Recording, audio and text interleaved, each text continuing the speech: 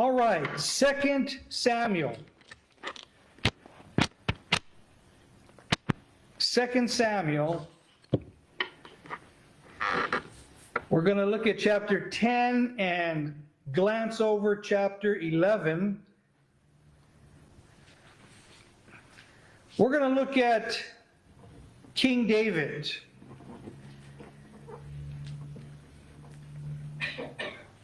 He has two great victories and one severe defeat. He was able to conquer foreign armies and mercenaries. We'll look at that. He was able to subdue giants, literal giants. But he could not subdue his own lust. So in chapter 10, we have victory on victory. Chapter 11 is very sad because David fell with Bathsheba. And that is really heartbreaking because we love David, right? David is one of the most beloved people in the Old Testament. We identify with him. But then chapter 11 is so sad. So sad. But let's first of all look at two of his victories. First of all, his victory over the Ammonites. Where is Ammon? Right on the other side of the Jordan River, modern day Jordan.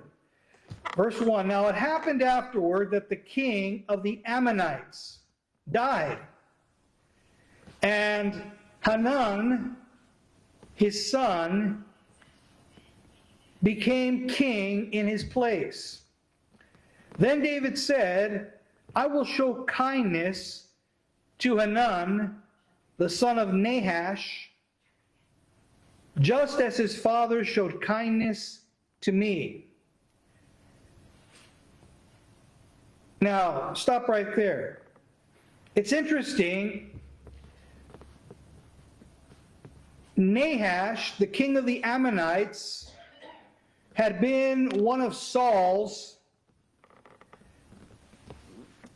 biggest adversaries.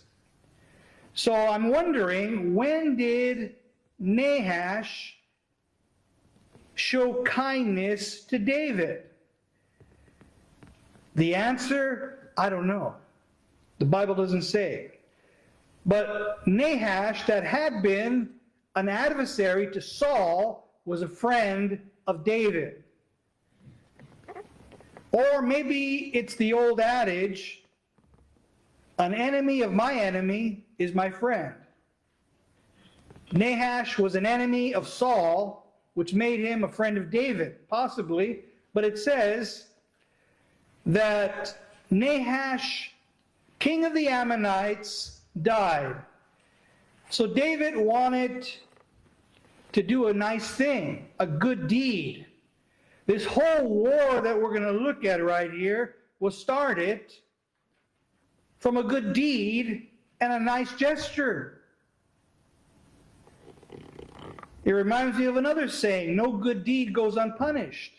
David wanted to do something nice because he heard that Nahash had died and Hanun, his son, had taken over. So he said, I want to go send my condolences. David said in verse 2, I will show kindness to Hanun, the son of Nahash, just as his father showed kindness to me. So David sent some of his servants to console him concerning his father. It was a nice thing he did.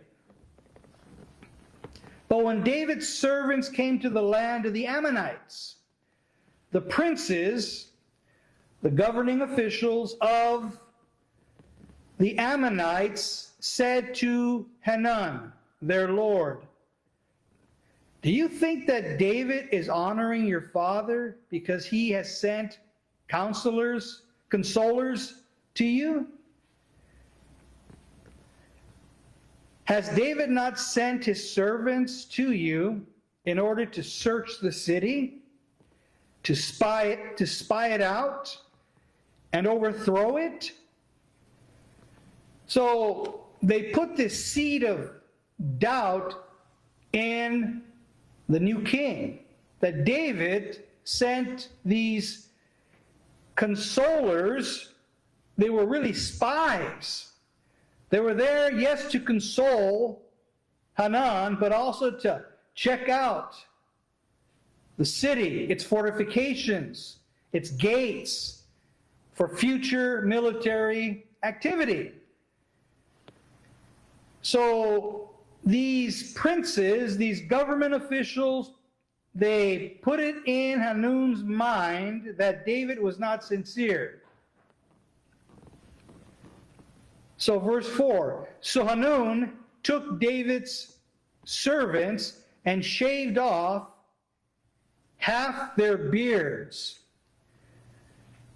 That was shameful. That was a shameful thing. And cut off their garments in the middle as far as their hips, to expose their buttocks, which was also a shameful practice that you inflicted on prisoners of war. So they shaved half their beards off, and they cut their garments to where their backside was exposed. The indignity, the shame, the disrespect, the dishonoring, the servants of David.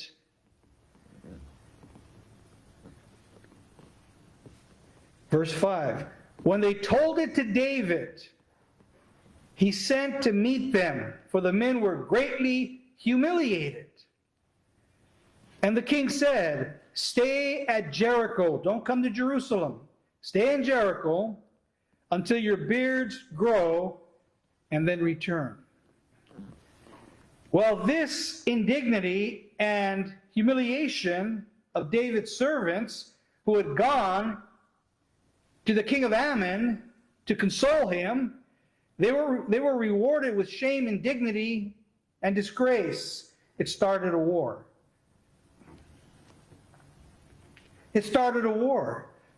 So next time you try to do something nice to somebody and they misinterpret it, and it gets all twisted, and there's a big old upheaval in the family, it happened to David. It happened to David. Sometimes you have good motivations, but people think that you have ulterior motives. And they may not shave your beard or cut your pants off, but they humiliate you, talk badly about you. That's what happened to David. So the war started because of a good deed. The Ammonites could have been great allies of David. I mean, he was on the rise. You wanted to be his friend. It was a foolish thing that they did in making David an enemy. An enemy. So let's look at the war right here. Now, when the sons of Ammon saw that they had become odious, interesting word, odious to David, the sons of Ammon sent and hired the Arameans of Beth Rehob and the Arameans of Zobah, 200,000 foot soldiers.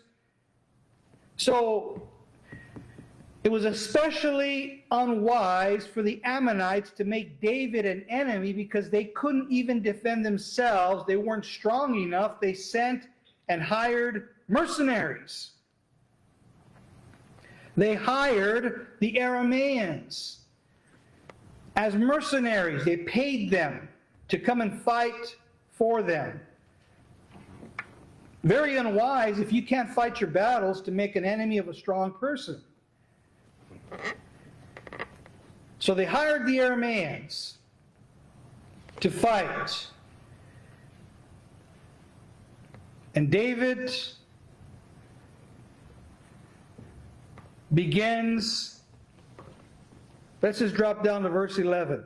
He said, if the Arameans are too strong for me, see, he sent Joab and Abishai to go do battle. And they were going to do battle on two fronts. They were going to do battle against the Ammonites and against the mercenaries. They were going to separate their forces and fight on two fronts. Kind of like what Israel is doing today. They're fighting in Hamas and they're fighting Hezbollah, back and forth. Verse 11, they prepare the strategy. And by the way, this is how you fight your wars, right here. You got to get a strategy. He said, if the Arameans are too strong for me, then you shall help me. But if the sons of Ammon are too strong for you, then I will come to help you. Strategy. We're going to go against two fronts. If these guys are overwhelming me, you come to help me. But if you're being overrun, I will go to help you. Prepare your strategy. And then prepare your heart. Verse 12 is a great verse. Be strong. Let us show ourselves courageous. Be courageous for the sake of our people. For the sake of our people. And that is clarify your purpose. Why are we going to war? For the sake of our people and for the cities of our God. So prepare your heart. Be strong. Be courageous. Prepare your purpose. Clarify your purpose. For the sake of our people and for the cities of our God. And then submit the results to God. Verse 12. The end of the verse. And may the Lord do what is good in his sight. We have strategized. We have prepared. We have planned. May the Lord do what is good in his sight. Submit the results to God. Once you've done all that you can, once you have strategized and prepared your heart, clarified your purpose, then you submit it to God. If I win, I win. I've done all I can on my end. Now my life is in his hands. May the Lord do what is good in his sight. That's how you prepare for war. That's how you do it. So David is victorious. He is victorious and he continues to grow in strength. Now, 2 Samuel, from the battle of the Ammonites and the Aramean mercenaries in 2 Samuel, it immediately goes to David's sin with Bathsheba. But in 1 Chronicles, there's another battle that takes place that 2 Samuel has left out. In 1 Chronicles, which is a parallel book, it coincides with Samuel, 1 Chronicles 20. Now, 1 Chronicles leaves out the sin of Bathsheba for whatever purpose. But it includes another war that took place. So David fights the Ammonites, and then he fights, we'll call them the giants. 1 Chronicles 20, verse 4.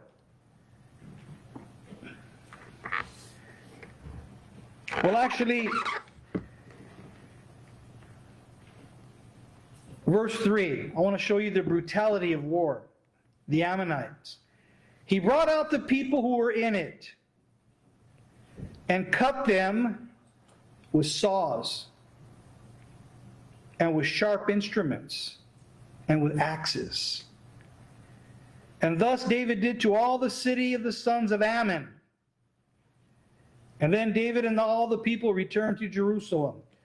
Say, wow, those are some vicious instruments of war. Well, they didn't have guns.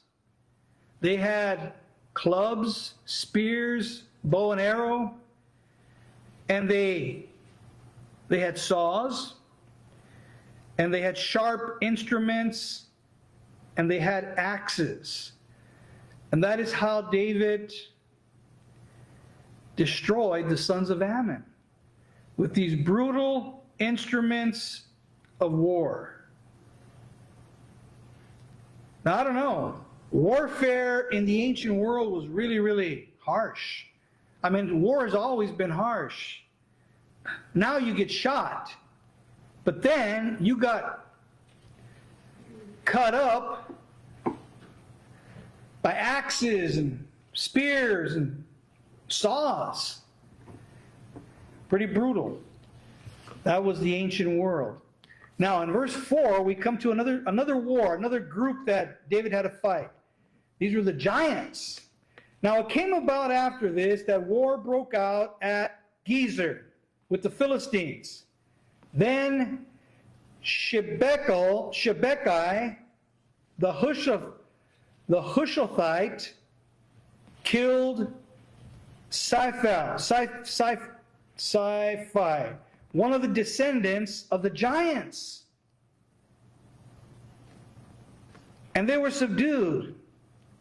And there was war with the Philistines again, and Ethana, the son of Jair, killed Lami, the brother of Goliath. He was a giant. The Gittite, the shaft of whose spear was like a weaver's beam. And there was war at Gath, where there was a man of great stature, another giant, who had 24 fingers and toes, 6 fingers on each hand, and 6 toes on each foot. He was also a descendant from the giants. When he taunted Israel, Jonathan, the son of Shemaiah, David's brother, killed him.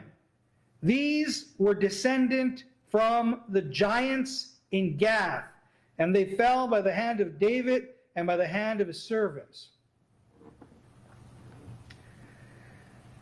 So once David got done defeating the Ammonites and the Aramean mercenaries, now the giants. He's probably saying, don't I get a break? Now, this is rather interesting. How big were these giants? How big were they? Well, Goliath was about 9 feet tall. Throughout the Old Testament, there were giants. They weren't 30, I don't think they were 30 feet tall. But they were 7, 8, 9 feet tall. Big, strong, warriors. Now today, usually people that are afflicted with the disease of giantism today, it's a disease, giantism, where your bones don't stop growing. They are not very athletic. They are not very mobile. They usually have a lot of problems even standing.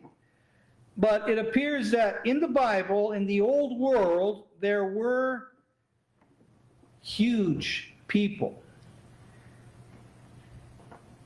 A lot of them from the Philistines, from the Canaanites. Let me just take you to some verses. Let's go back to Numbers. Genesis, Exodus, Leviticus, Numbers. Now these were fierce warriors that God's people had to deal with way back before David. In Numbers chapter 13,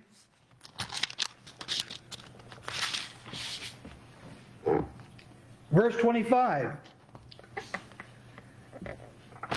After the Lord delivered the sons of Israel from Egypt,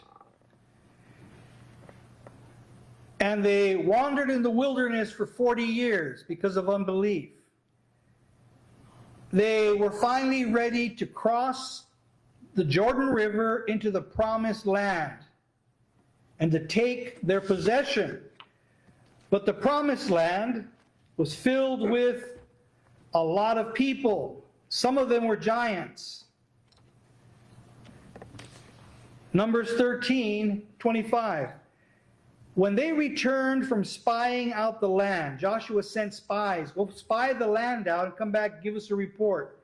At the end of 40 days, they proceeded to come to Moses and Aaron and to all the congregation of the sons of Israel in the wilderness of Paran at Kadesh. And they brought back word to them and to all the congregation and showed them the fruit of the land. Thus they told him and said, we went into the land where you sent us, and it certainly does flow with milk and honey. And this is its fruit. Nevertheless, the people who live in the land are strong, and the cities are fortified and very large. Moreover, we saw the descendants of Anak. Those are giants. Anak there. Amalek is living in the land of the Negev. And the Hittites and the Jebusites and the Amorites are living in the hill country. The Canaanites are living by the sea and by the side of the Jordan. Then Caleb quieted the people before Moses and said, we should by all means go up and take possession of it. For we will surely overcome it. But the men who had gone up with him said, we are not able to go up against the people, for they are too strong for us. So they gave out to the sons of Israel a bad report of the land which they had spied out, saying, the land through which we have gone in spying it out is a land that devours its inhabitants. And all the people whom we saw in it were men of great size. There it is, great size. There also we saw the Nephilim, sometimes translated giants. The sons of Anak are part of the Nephilim. And we became like grasshoppers in our sight, and so we were in their sight. So there were some big people.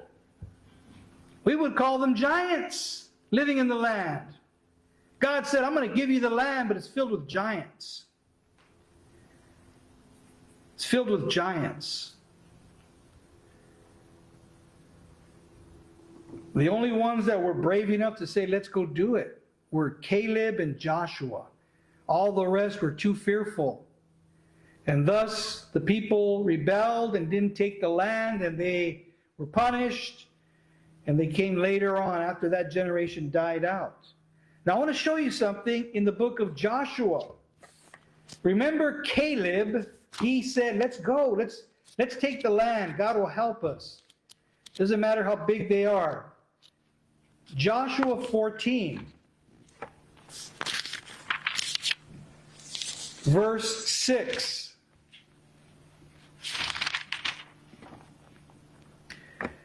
Now this fast forward from Numbers, when Caleb said, we should go take the land. 40 years pass. Now Caleb is, I think, 85 years old. I want to show you this in Joshua 40, verse 6. Then the sons of Judah drew near to Joshua in Gilgal, and Caleb, the son of Jephunneh, the Kenizzite, said to him, you know the word which the Lord spoke to Moses, the man of God, concerning you and me in Kadesh Barnea. I was 40 years old when Moses, the servant of the Lord, sent me from Kadesh Barnea to spy out the land. And I brought word back to him as it was in my heart. Nevertheless, my brethren who went up with me made the heart of the people melt with fear. But I followed the Lord my God fully. So Moses swore on that day, saying, surely the land on which your foot has trodden will be an inheritance to you and to your children forever, because you have followed the Lord my God fully. Now behold, the Lord has let me live, just as he spoke, these 45 years, from the time that the Lord spoke this word to Moses, when Israel walked in the wilderness. And now behold, I am 85 years old today. So he was 40 years old when he initially was a spy and saw the land and all the giants. He's now 85 years old. He says, I am still as strong today as I was in the day Moses sent me. As my strength was then, so my strength is now. For war, for going out and coming in. Now, give me this hill country, about which the Lord spoke on that day. For you heard on that day that Anakim were there, great and fortified cities. He said, give me the hill country. The giants are there. Moses promised me this part of the Holy Land. 85 years old with a heart of a warrior. He didn't care that the sons of Anak were there, the giants. He didn't care. So we know that there were giants in the land from the time of Joshua. David deals with giants. That's a long period of time. So giants lived in that land. They lived in the land. 1 Samuel, one of the most famous of the giants was 1 Samuel. Now, from Joshua to David was about 600 years. 600 years. They're still giants. 1 Samuel 17:3. This is the most famous of the giants. What's his name? Goliath. 17:3.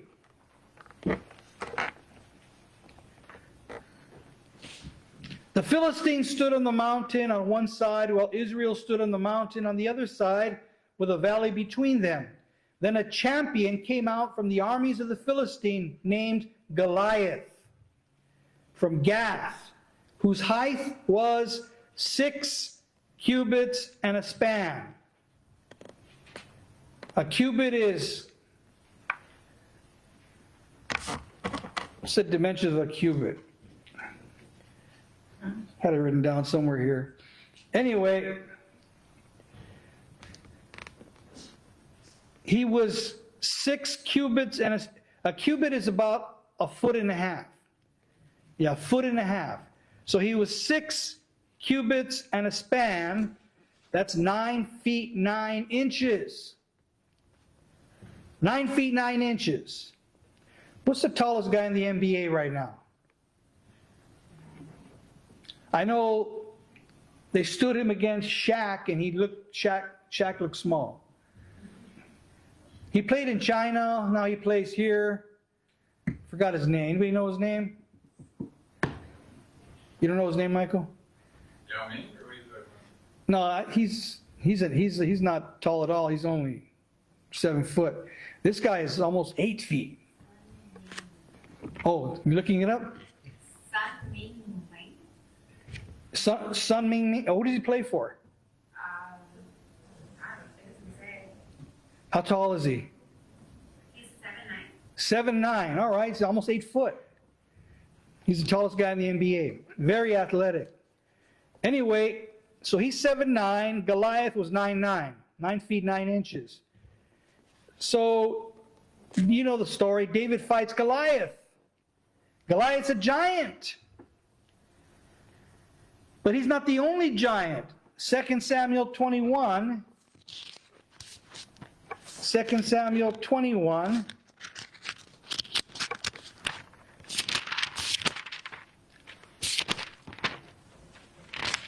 Verse 15. 21:15. When the Philistines were at war again with Israel, David went down and his servants with him, and they fought against the Philistines. David became weary then, Ishbi-Benob, who was among the descendants of the giant, the weight of whose spear was 300 shekels of bronze in weight, was girded with a new sword, and he intended to kill David. These giants are always trying to kill David. But Abishai, the son of Zeruiah, helped David and struck the Philistine and killed him. Then the men of David swore to him, saying, You shall not go out again with us to battle, so that you do not extinguish the lamp of Israel. They told David, you can't go to battle anymore. You're too important. Let us do the fighting. You do the leadership. We don't want you to get killed. Now it came about after this that there was war again with the Philistines at Gob. Then Shibbekai, the Hushite, struck down Shaph, who was among the descendants of the giant. There was war with the Philistines again at Gob. I think we read that, right? And all these giants.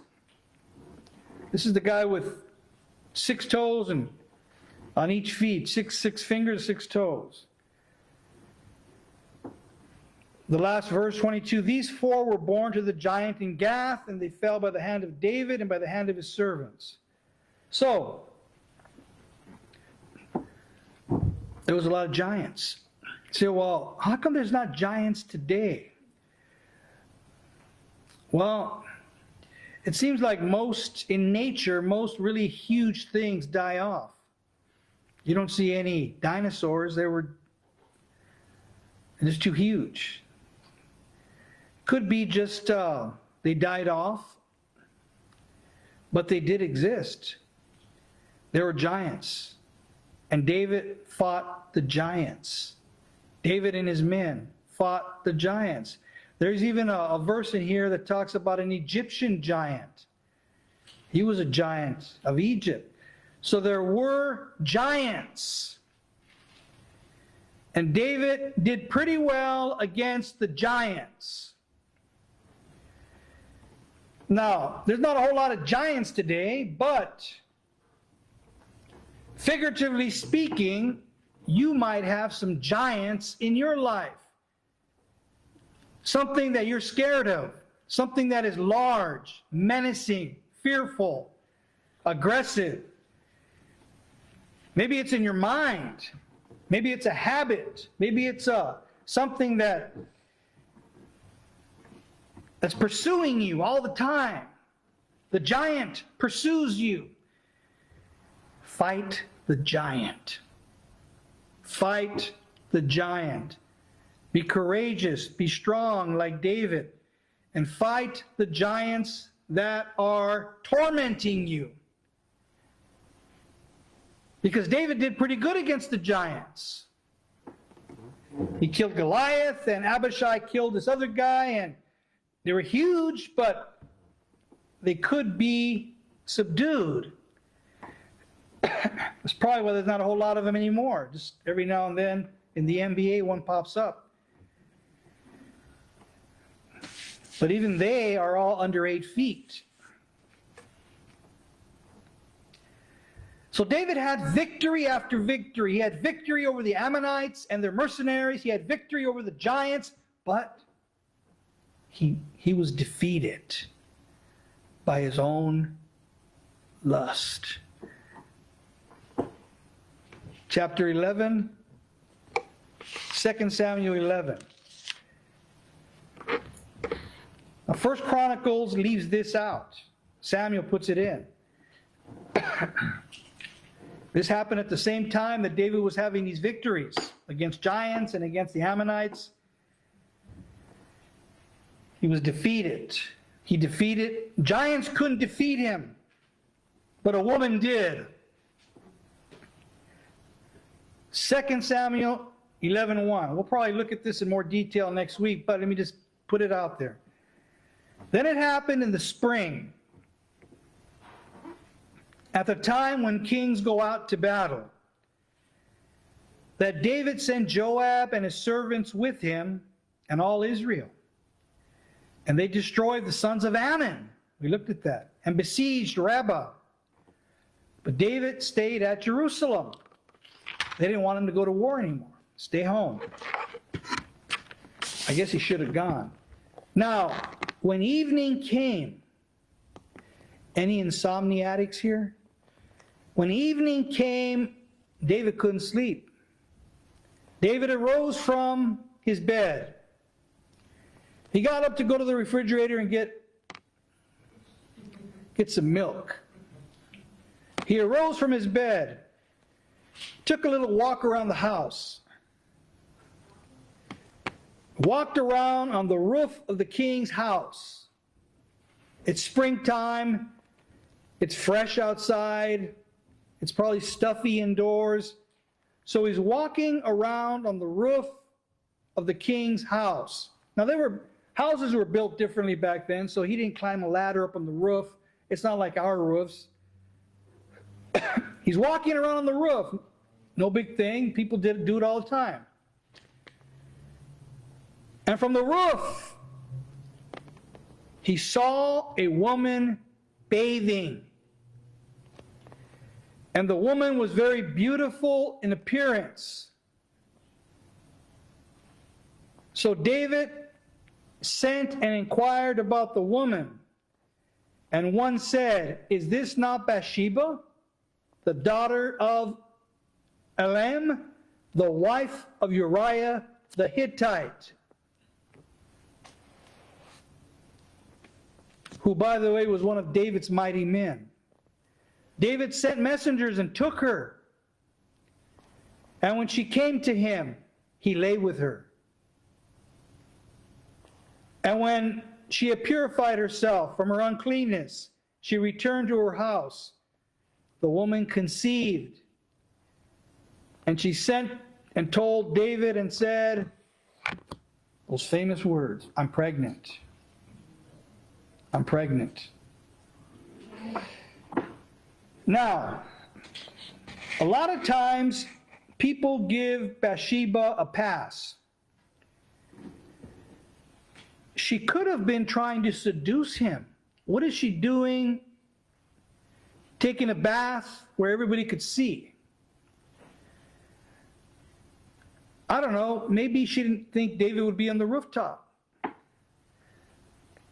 Maybe she did. It's up for dialogue, but the possibility is still there. Maybe she seduced him by taking a bath where the neighbors could see. Or maybe he raped her. I mean, he's the king. She can't say no. So opinions go from one extreme to the other. So we'll never know, but I don't totally want to give her a pass because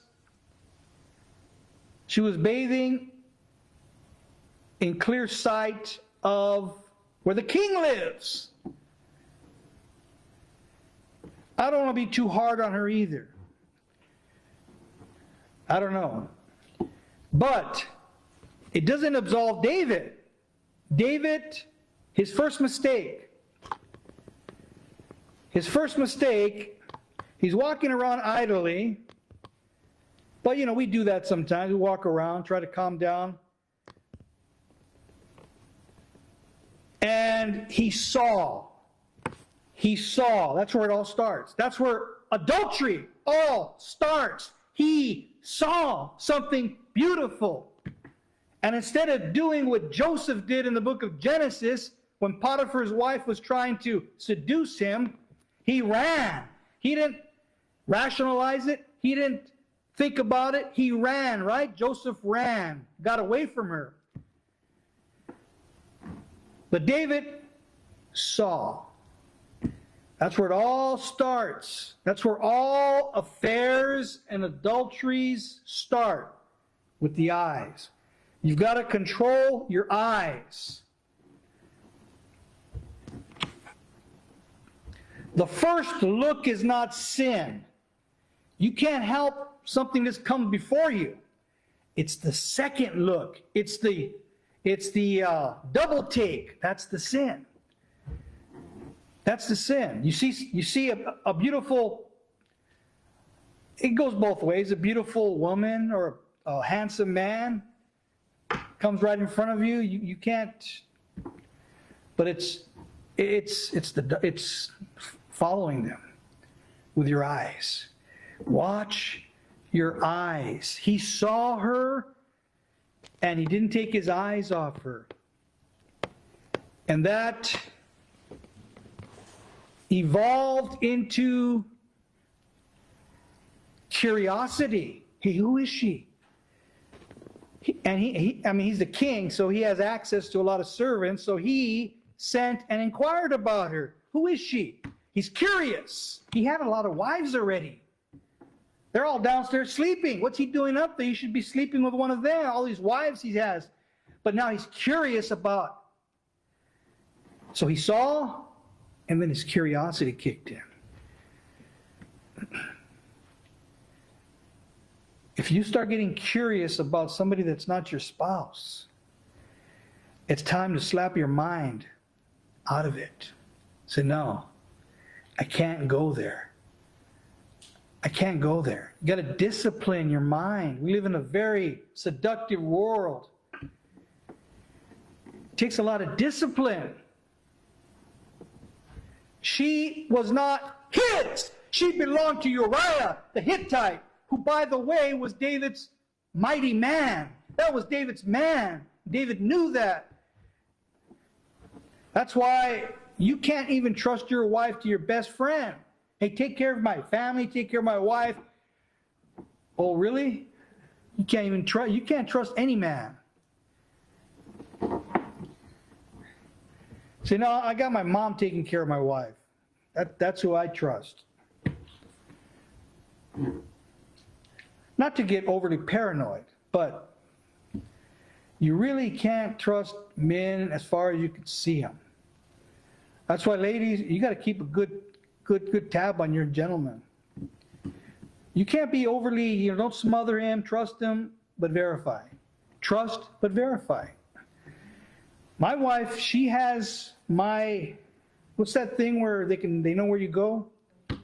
Location.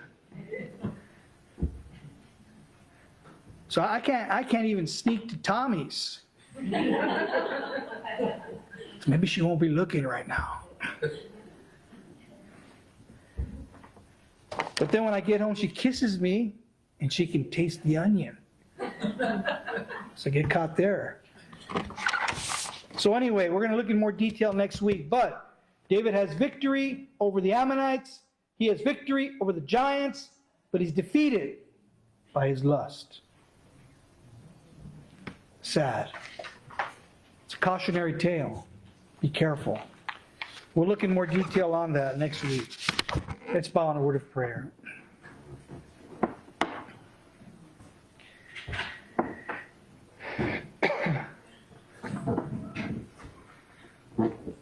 Praise the Lord. Father in heaven, we come before you and pray that you would help us to be very careful with our hearts and what we see, what we look at, what we desire, what we're curious about. Help us to be disciplined, to be fulfilled with our spouse, and to really realize that sin always has a great price tag. It's easy to get into it, but it's hard to get out. She was pregnant now. Now what is he going to do? Father, we pray that you would bless tonight's offering. In Jesus' name, amen.